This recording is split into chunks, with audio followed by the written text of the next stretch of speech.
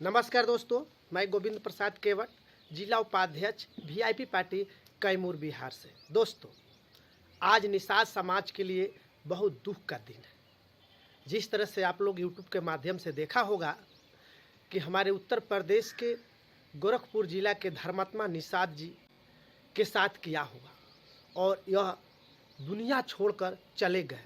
सबसे पहले मैं अपने निषाद समाज की ओर से, अपने वीआईपी पार्टी की ओर से ईश्वर से, भगवान से प्रार्थना करता हूँ कि धर्मात्मा निषाद जी के आत्मा को स्वर्ग में शांति मिले। और मैं अपने निषाद परिवार की ओर से उनके आत्मा के शांति के लिए कुछ समय के लिए मौन धारण करता हूँ।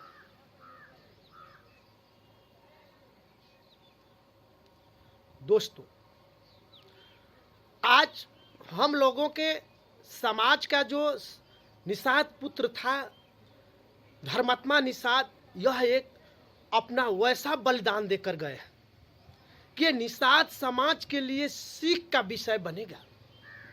और इनका बलिदान दोस्तों खाली नहीं जाएगा। जिस तरह से आज निषाद समाज के लिए नौजवान साथी मेरे डॉक्टर संजय निषाद जी के लिए, निषाद पार्टी के लिए, उनके इतना कैबिनेट तक पहुंचाने के लिए जितना इन्होंने संघर्ष किया था धर्मात्मा निषाद जी, इनको आप अगर देखा जाए तो वही डॉक्टर संजय निषाद जो एक समय भूमि पर थे, मगर वहां उत्तर प्रदेश के निषाद समाज ने इतना मेहनत किया, इतना संघर्ष किया, इनका साथ दिया कि इनको भूमि से उठाकर इनको कैबिनेट तक का सफर कराया और पहुंचाया, कैबिनेट मंत्री बनाए। मगर डॉक्टर संजय निषाद ने अपने निषाद समाज के लिए क्या किए? कुछ किए नहीं किए। आज अगर ऐसा किए होते तो आज हमारे भाई नौजवान साथी धर्मात्मा निषाद जी हम लोग के साथ होते, मगर इन्होंने ऐसा नहीं किया। सिर्फ उनको कुछ भी सुख के समय में, दुख के समय में इन्होंने अगर पूछा होता, मिला होता कि आखिर आपको क्या कष्ट है सबसे पहले, तो शायद ऐसा दिन देखने को निषाद समाज को नहीं मिलता। मगर निषाद समाज के लिए जो निषाद पुत्र धर्मात्मा निषाद जी ने जो अपना बलिदान दिए हैं, यह बलिदान व्यर्थ नहीं होना चाहिए। निषाद समाज के लोग यह कितना बड़ा बलिदान देकर गए हैं ये हम लोगों के लिए। आज वह समय है कि पूरे भारत के तमाम राज्यों के निषाद समाज को एकजुट होना चाहिए और एक नेशनल पार्टी के रूप में तैयार होना चाहिए कि आपको आने वाला समय में अगर कोई निषाद समाज पर कोई मुसीबत आए, कोई प्रकार का कष्ट आए, तो हमारा मुख्य लीडर कोई वैसा होना चाहिए कि जो हम लोगों का साथ दे और निषाद समाज का भला हो सके। मगर आज तक ऐसा कोई भी निषाद समाज में नहीं हो पाए। जिस तरह से हम देखते थे उत्तर प्रदेश में डॉक्टर संजय निषाद जी को चेहरा हम लोग देख रहे थे कि हो सकता है कि डॉक्टर संजय निषाद जी ऐसा निषाद समाज के लिए करेंगे, मगर आज के स्थिति में देखते हुए सभी निषाद समाज का दिल जो है डॉक्टर संजय निषाद से टूट चुका है। किसी का दिल नहीं मिल रहा है, विचार नहीं मिल रहा है।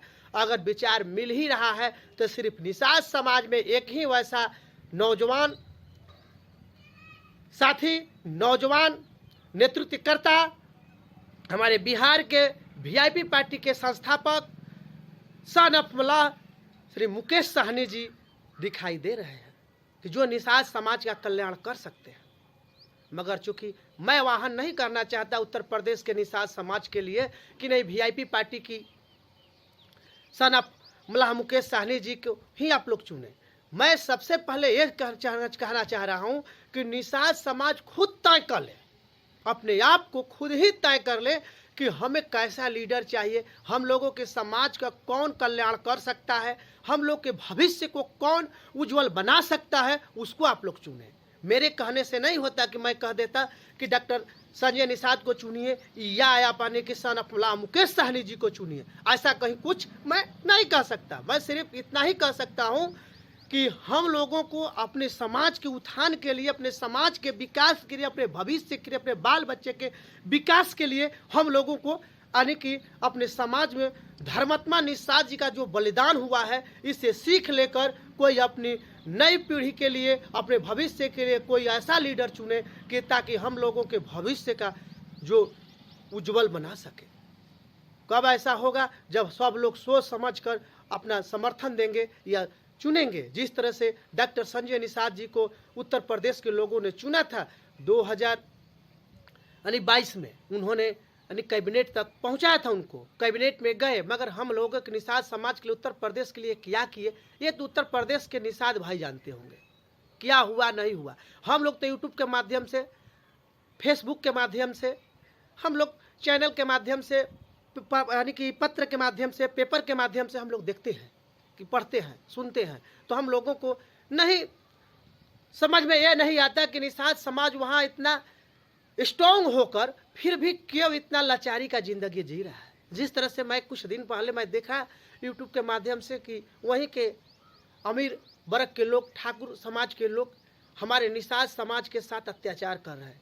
कोई सामूहिक रूप से गैंग रेप कर दिया है किसी के साथ, निषाद समाज के बेटी बहन के साथ, तो कोई यानी कि वहाँ के निषाद समाज के साथ निषाद समाज को दौड़ा कर गोली मार देता है, उनकी ज़मीन हड़प लेता है। यही तो उत्तर प्रदेश में चल रहा है। निषाद समाज का अगर सबसे बदतर जिंदगी, सबसे खराब जिंदगी है तो उत्तर प्रदेश में निषाद समाज का है, क्योंकि उस तरह से बिहार में अभी तक देखा जाए और भारत के कई अन्य तमाम राज्य हैं, मगर ऐसा कहीं से सूचना नहीं मिल पाता है, मगर उत्तर प्रदेश में ज़्यादा खासकर यही सूचनाएं मिलता है।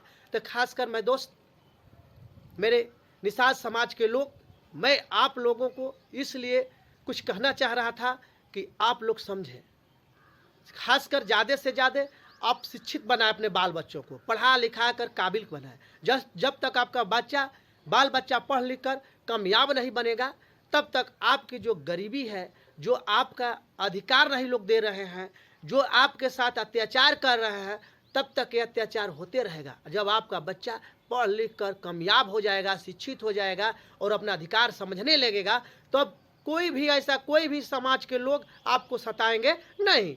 तो हम लोगों को सबसे पहले शिक्षित होना है, संगठित होना है, हम लोगों को एकजुट होना है। एकजुटता में जो पावर है, शिक्षा में जो पावर है, वो किसी में पावर नहीं है। मैं इसी चंद शब्दों के साथ मैं अपने वाणी को विराम देता हूँ। जय निषाद।